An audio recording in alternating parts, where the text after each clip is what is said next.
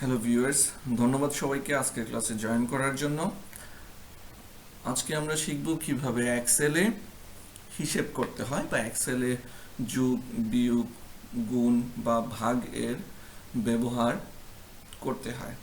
So আমরা এখানে যদি দেখি, আমরা এখানে টোটাল সংখ্যাটা নিয়ে এসেছি এবং আমরা আমাদের আগের যে এক্সেল ফাইল ছিল, আমরা লাস্ট ক্লাসে যে ফাইলটা সেভ করলাম সেই ফাইলেই আমরা আজকে কাজ করব। সো সেই ফাইলে কাজ করার আগে আমরা যেটা দেখব যে এখানে আমরা যখন দেখছি এখানে যে টোটাল সংখ্যাটা আমরা কিভাবে নিয়ে আসলাম। সবসময় মনে রাখতে হবে যে এক্সেলে যখন আমরা কোনো কিছু যোগ, গুণ, ভাগ করব, সব সময় ইজ ইকুয়াল টু দিয়ে স্টার্ট করব। সো ইজ ইকুয়াল টু দিয়ে স্টার্ট করার পরে যেটা হবে সেটা হচ্ছে এক্সেলকে দেখিয়ে দিতে হবে আপনি কোন কোন সেলগুলো হিসেব করতে চাচ্ছেন।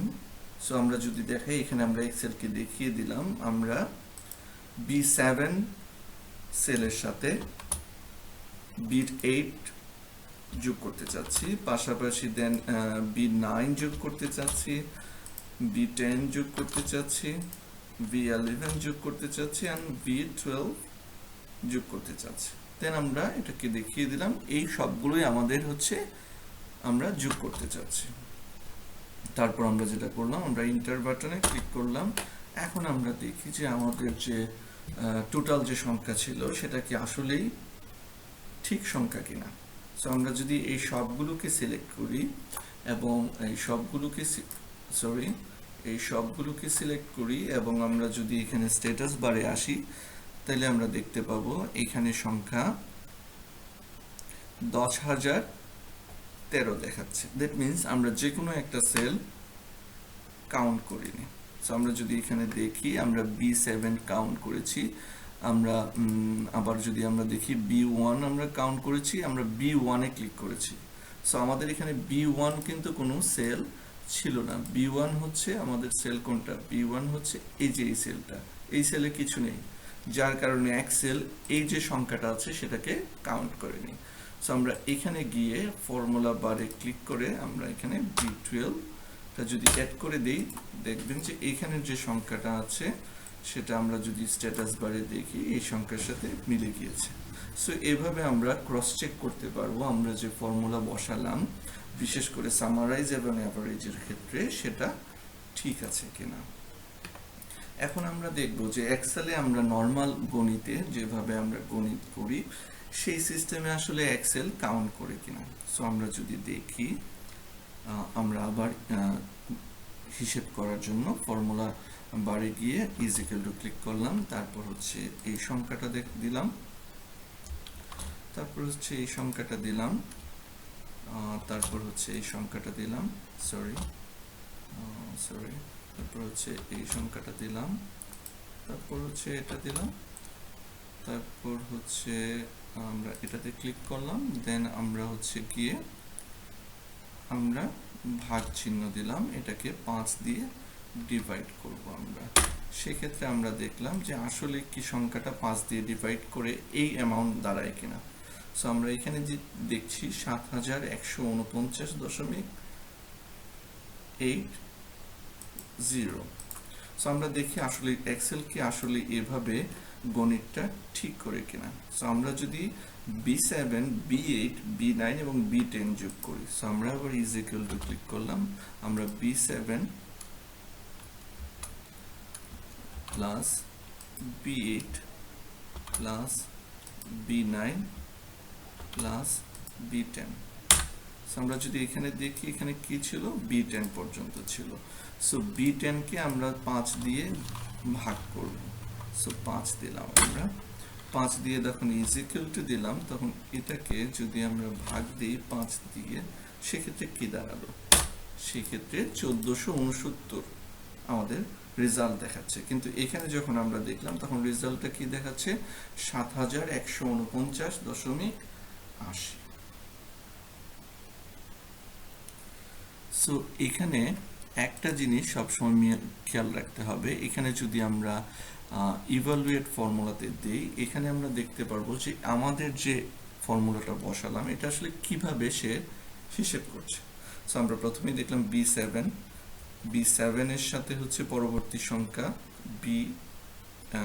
B7 এ হচ্ছে 1222 আছে, B8 এর সাথে এটাকে যোগ করলাম আমরা 1333, দেন হচ্ছে 13 এই দুটো যোগ করলে হলো 2555, দেন B9 4546। তো আমরা দেখলাম 7101 প্লাস B10। এখন আমরা ইভালুয়েট করছি। এখন এখানে যেটা দেখবো আমরা সেটা হচ্ছে গিয়ে এক্সেল যেটা করছে সে ভাগের যে অংশটা আছে সেই অংশটা সে আগে করছে। সো আমরা আন্ডারলাইন করা দেখছি ভাগের অংশটা সে আগে নিচ্ছে। দ্যাট মিনস আমরা যদি ইভালুয়েট করি সে কিন্তু লাস্টের যে সংখ্যাটা আছে এখানে B10 এবং 5 এটার যে ক্যালকুলেশনটা সে আগে করছে, যার কারণে আমাদের যে রেজাল্ট আছে সেটার সাথে আমাদের ইন্ডিভিজুয়াল যে রেজাল্টটা আমরা করলাম সেটার মিল দেখাচ্ছে না। সো এভাবে যদি আমরা করি সেক্ষেত্রে আমাদের রেজাল্ট অবশ্যই ঠিক হবে না। এবং যখনই আমরা কোনো ফর্মুলা বসাচ্ছি অবশ্যই ফর্মুলাতে গিয়ে ইভালুয়েট করে নিতে পারবেন আপনাদের ফর্মুলাটা যে এক্সেল আসলে কিভাবে হিসেবটা করছে। এখন ঘটনা হচ্ছে আমরা কি আমাদের এভাবে কোনো অবস্থায় ফর্মুলাটা ঠিক করতে পারবো কিনা। সো এখন আমাদের যেটা করতে হবে এক্সেলকে আমাদের দেখিয়ে দিতে হবে যে কোনগুলো আসলে আলাদাভাবে কাউন্ট করতে হবে। সো আমরা যদি এভাবে ফার্স্ট ব্র্যাকেট দিয়ে দিই, ফার্স্ট ব্র্যাকেট দিয়ে এই সবগুলোকে আলাদা করে ফেলি, তখন আমরা এক্সেলকে দেখিয়ে দিলাম যে এই সংখ্যাগুলো একসাথে হিসেব করতে হবে এবং এই সংখ্যাগুলোর যে যোগফল আসবে সেটার সাথে 5 দিয়ে ভাগ দিতে হবে। দেন আমরা রেজাল্টটা দেখি, আমরা ইন্টারে ক্লিক করলাম। এখন দেখবেন 1469, এখানেও 1469। অর্থাৎ আমরা এক্সেলকে যখন দেখিয়ে দিব আলাদা করে যে এই সংখ্যাগুলো হচ্ছে আলাদা, তখন সে এগুলোকে আলাদাভাবে হিসেব করবে। কিন্তু এগুলোকে আমরা যদি দেখিয়ে না দেই আলাদা করে সেক্ষেত্রে এক্সেল কি করবে, সেক্ষেত্রে এক্সেল হচ্ছে এই যে সংখ্যাটা আছে আগে সে ভাগের অংশটা আলাদা করে নিয়ে দেন হচ্ছে অন্যগুলোর সাথে সে এটাকে কি করবে, এটাকে সামঞ্জস্য করবে বা এটার সাথে সে তখন কম্পেয়ার করে রেজাল্টটা ক্রিয়েট করবে। সো সবসময় মনে রাখতে হবে যদি আমরা একসাথে কোনো ফর্মুলা করতে চাই সেক্ষেত্রে সবসময় তাকে হচ্ছে আলাদা করে দেখাতে হবে এবং এই জিনিসটা করতে হবে যোগ, বিয়োগ, গুণন এবং ভাগের ক্ষেত্রে। সো এক্সেল সবসময় হচ্ছে গুণ এবং ভাগ সে আলাদা করে তার পাশের সংখ্যার সাথে রেজাল্টটা আগে করবে, দেন হচ্ছে অন্যগুলোর সাথে সেই সংখ্যাটার অ্যাডজাস্ট করবে। ঠিক আছে? সো আমরা এভাবে করে এক্সেলকে সবসময় নির্দেশ দিব। আমরা এটাকে মুছে ফেললাম। এখন আমরা দেখি যদি আমরা ইন্ডিভিজুয়ালি চাই যে টোটাল আমার হচ্ছে গিয়ে এখানে স্যালারি আমার এখন পর্যন্ত টোটাল হলো কত, সেক্ষেত্রে আমরা এখানে ইজ ইকুয়াল টু দিয়ে এটাকে প্লাস করে দেখাতে পারবো, এটাকে প্লাস করে এটাকে প্লাস করে দেখাতে পারবো।